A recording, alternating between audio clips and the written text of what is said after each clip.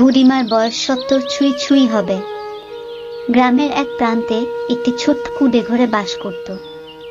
তার স্বামী অনেক আগে মারা গেছে। ছেলে শহরে থাকে, কিন্তু তারা খুব একটা খোঁজ খবর নেয় না। ধুর, ঘরটাই থাকতে একদম ভালো লাগছে না। যায় নদীর পাড় থেকে একটু ঘুরে আসি। নদীর পাড়ের ঠান্ডা বাতাসে শরীরটা একদম ফুরফুরে হয়ে যাবে।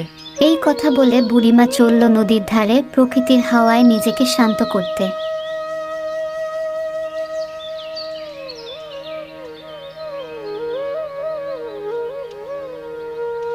সত্যিই অবাক করার মতো দৃশ্য, যা দেখে আমার মন প্রাণ সব জুড়িয়ে গেল। ওহো, এত কাশফুল! কি দারুণ দেখাচ্ছে নদীর পাড়টা। এরপর কাশফুল দেখার পর সে মনে মনে ভাবে, আমি যদি চাষ করি তাহলে কেমন হয়।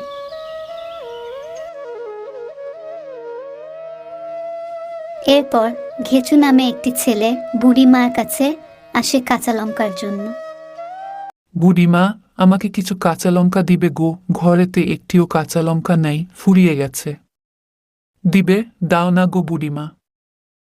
কাঁচা লঙ্কা নাই রে, এখানে কি কাঁচা লঙ্কা চাষ হচ্ছে নাকি? চাইলেই দিয়ে দেব। আমি আছি আমার জ্বালাই, সবসময় বিরক্ত করতে কেন আসিস বলতো। তারপর ঘেচু সেখান থেকে চলে গেল, আর এদিকে বুড়িমা হারানের কাছে গেল জমির মাটি কুপিয়ে দেওয়ার জন্য।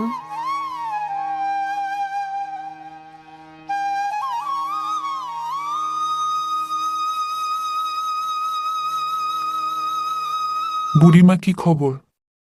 পথ ভুলে এলে বুঝি? তোমার শরীর ঠিকঠাক আছে তো? আমি তো ভাবলাম তুমি অন্য কোথাও যাচ্ছিলে। না রে হারান, অন্য কোথাও নয়। তোর সঙ্গে একটু দরকার ছিল রে, তাই এলাম, বুঝলি। আমার চাষের জমিটা একটু কুপিয়ে দিতে হবে। বুড়িমা, তুমি যাও। তোমার চাষের জমি আমি কুপিয়ে দেব। আমি কোদালটা নিয়ে বের হয়ে যাচ্ছি। এই বলে হারান মাটি কোপানোর জন্য বেরিয়ে পড়ল, আর মনে মনে ভাবতে লাগলো, বুড়িমা কি এমন চাষ করবে? আমাকে তো বলল না, খালি বলল মাটিটা কুপিয়ে দিতে হবে। যা পারে করুক। এরপর হারান মাটি কোপাতে লাগলো।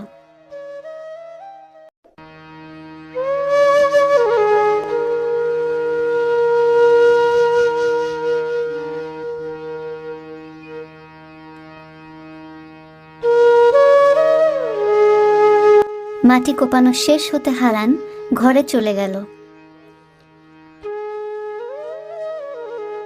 বুড়িমাও বীজ ছড়ানোর জন্য যেতে লাগলো।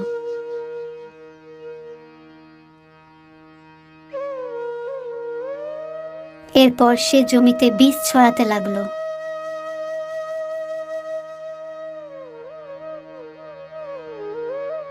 বীজ ছড়ানো শেষ হওয়ার পর ঘরের দিকে চলল।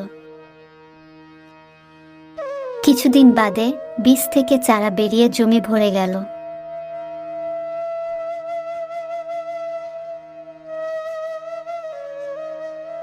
আমি আজ ভাবতেই পারছি না আমার জমিতে এত কাশফুল হবে। সারা জমি কাশফুলে সাদা হয়ে গেছে। আজ আমার স্বপ্ন সত্যি হয়েছে।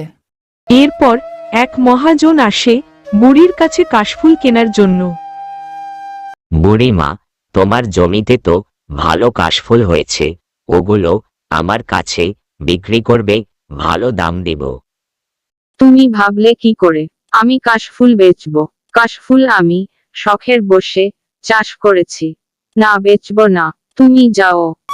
মহাজন বুড়ির কাছ থেকে কাশফুল না পেয়ে সেখান থেকে চলে গেল। জানো হারান কাকা, আমি একদিন বুড়িমার কাছে গেছিলুম লঙ্কা চাইতে। লঙ্কা তো দিলই না, তাড়িয়ে দিল। আমার সাথেও এরকম করেছে, মাটি কোপানোর টাকা দিবে বলে আর দেয়নি। আমি তো বলে বলে আলা।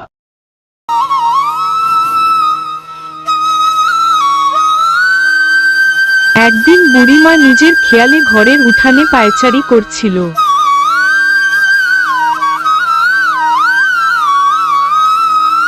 মানুষ তো জমিতে বিভিন্ন ধরনের ফসল, শাকসবজি, ফলমূল চাষ করে থাকে।